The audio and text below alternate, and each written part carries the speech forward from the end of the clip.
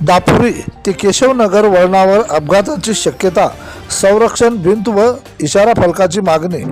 रिसोड तालुक्यातील दापुरी ते केशवनगर राष्ट्रीय महामार्ग क्रमांक 461B मालेगाव रिसोड मार्गावरील दापुरी खुर्द ते केशवनगर रस्त्यावर अत्यंत धोकादायक वळण असल्याने तेथे संरक्षण भिंत तथा इशारा बोर्ड फलकाची आवश्यकता आहे। तसेच या ठिकाणी वळण असल्याने समोरील वाहन न दिसल्याने तेथे नियमित अपघात होत असतात। त्यामुळे वाहन चालकाला जीव मुठीत धरून प्रवास करावा लागते।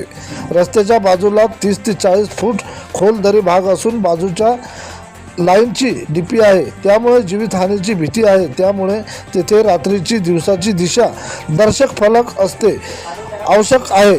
तसेच संरक्षण भिंतीची सुद्धा आवश्यकता आहे। या रस्त्यावर यापूर्वी बरेच वेळा अपघात झाले आहेत। त्यामुळे रस्ता विभाग व बांधकाम विभागाने राष्ट्रीय महामार्ग प्रशासनाने तत्काळ पाहणी करून संरक्षण भिंत, क्रॅश बॅरियर, परावर्तक वेग मर्यादा व धोकादायक वळण दर्शविणारे फलक तत्काळ बसविण्याची मागणी वाहन चालक तथा नागरिक करीत आहेत, असा इशारा नागरिकाने व वाहन चालकाने रस्ता विभागाला देण्यात आला आहे। प्रतिनिधी किशन काळे।